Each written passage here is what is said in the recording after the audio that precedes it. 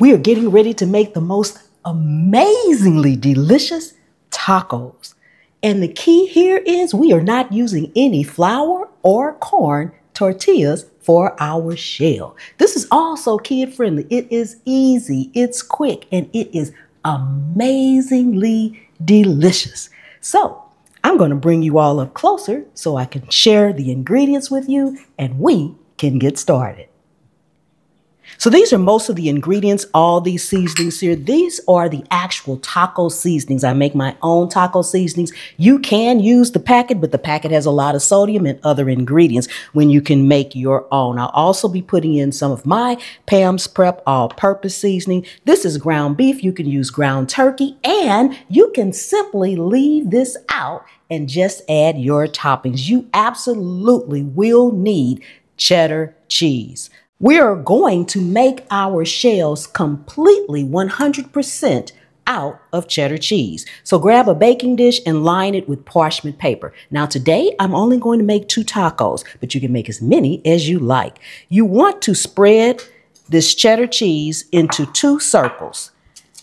Roughly about the size of your hand will make a good size smaller taco. About the size of a small tortilla, flour tortilla shell or corn shell. That's the size that we're looking for. Make sure that they are not touching. You don't need any oil or anything like that on your parchment paper because, well, cheese is actually pretty oily, okay? So just make it into as best of a circle as you can. It does not have to be perfect. Make these a little bit bigger. At this time, preheat your oven to 400 degrees Fahrenheit. We are going to bake this cheese, cook this cheese until it's nice and melty. Crispy a little bit on the edges, but nice and melted.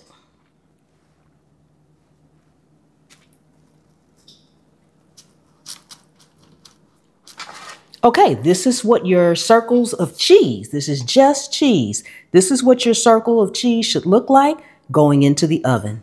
And we'll be right back. While those are cooking, go ahead and prep for your garnish, and then we'll get to our ground beef. So you don't have to use scallions, but I like them as a garnish. So you can use whatever toppings and garnishes that you like on your tacos.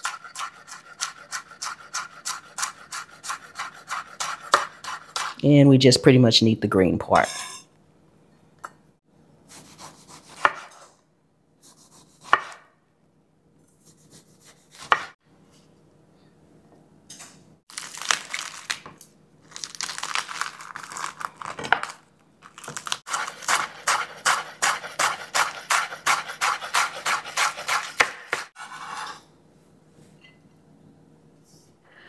Now that we have that prep, we're going to go ahead and brown our ground beef and get it all seasoned up. Okay, as it starts to cook, we're going to add in onion. And the entire recipe will be on my website at pamspreps.com. Going in with some chili powder, cumin, paprika, oregano, coriander, garlic and onion powder, and my Pam's Prep all-purpose seasoning.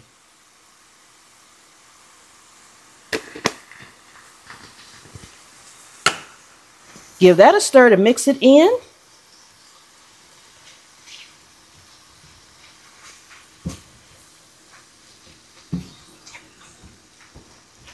And from here, we're going to use our little handy dandy tool and get it all ground up.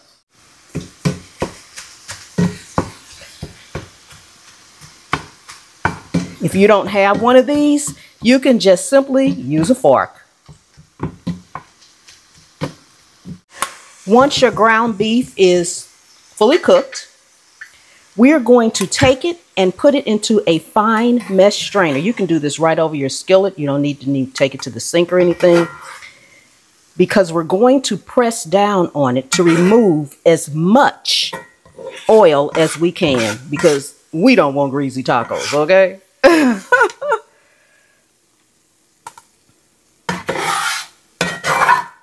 Then just take a spoon or something and press down. You see that oil that's coming out of there?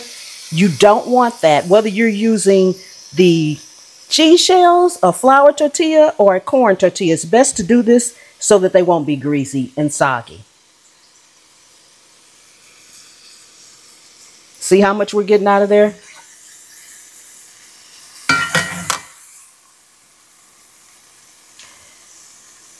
Move it around and do it again. Okay, they have come out of the oven, and this is what they look like coming out of the oven.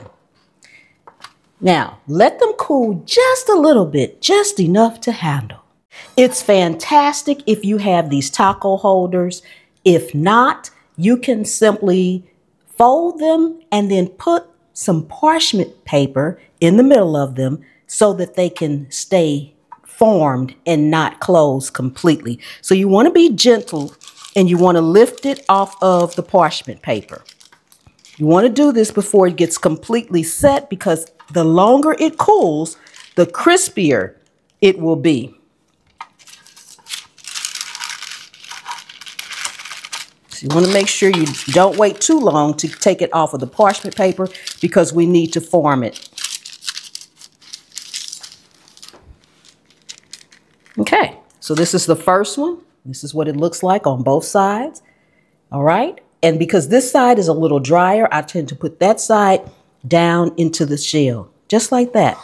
You want to sit it there just like that and leave it like that and let it completely cool.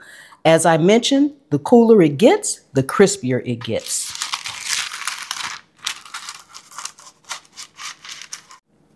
So we're going to let these completely cool and we'll be right back. Okay, we are ready to build our tacos. Now I'm going to pick one up. Now these are not actually as crispy as they could get, but I'm going to go ahead and fill them now. But you see how they keep their shape and they form into a complete taco shell. Now I had them in two separate ones, but I thought it would be easier for me to fill and for presentation wise, just to go ahead and put them in one solid one. But as you can see, they are holding their shape just like they should. Now, on the very bottom, you can layer yours however you like to layer yours. But just like when I did my salad preps, you want to put something a little bit more solid on the very bottom. So I'm going to go in with a little lettuce first.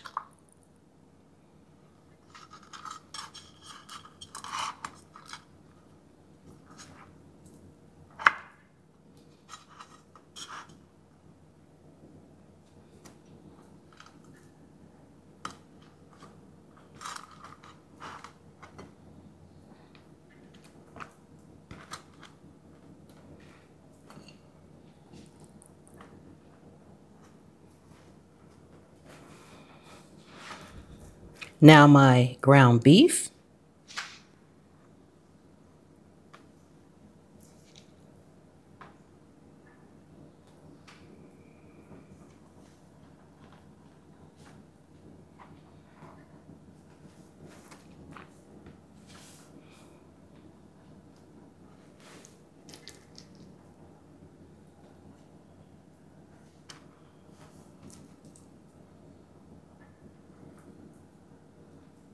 A little bit more lettuce.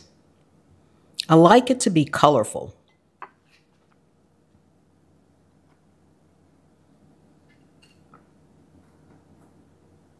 Here I'm going in with some sour cream. Now I have my sour cream at room temperature because I kind of like it not actually pourable, but I don't know, pourable.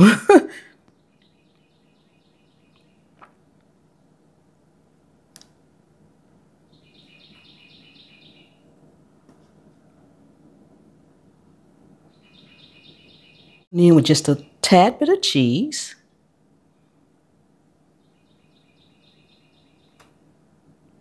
And I am putting in some of my salsa on top here.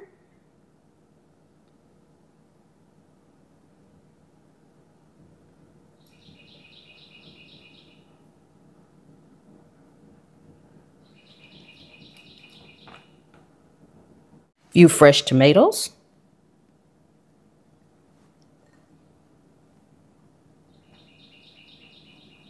and green onion.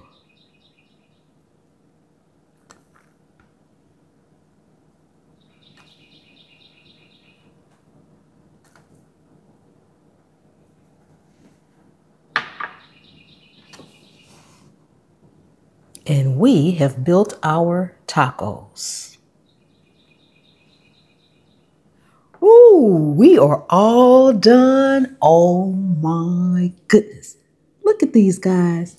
Tacos. Yes, don't things look amazing? Oh my goodness. Ooh, yes. We're new to the channel. Welcome, welcome, welcome. Thank you so much for coming and hanging out with me today here in my kitchen. I really do appreciate each and every one of you guys. Take a second and subscribe to the channel. Let's get to 1.5 million subscribers together. Returning subscribers, thank you so much for keep coming back and watching old videos and new videos and hanging out with me. Channel members, thank you so very much for your faithful, loyal support. I appreciate everyone so very much. Oh, don't forget to check out my other channels, Pam's POV, where I do other tips, tricks, and hacks that are not food related, as well as just life information. Pam's Pop-Ups, where I go live and we can chat one-on-one. And at the Scaredy Cat Gardener, where I grow a lot of this stuff. My oregano that we put in here came from my garden. All right. All on YouTube. Okay. And the recipe, the full recipe, all the ingredients will be at my website along with my seasonings, pamspreps.com. All right. So without further ado, let's go ahead and get into this. All right. Okay, so I'm going to cut me a little piece off here. Let me see, turn it around. Maybe y'all can see me cut this piece off. Ooh. Can y'all hear it crispy? I don't know if y'all can hear that or not. Ooh. Ooh, I want me a little piece of tomato. Yes. Mmm.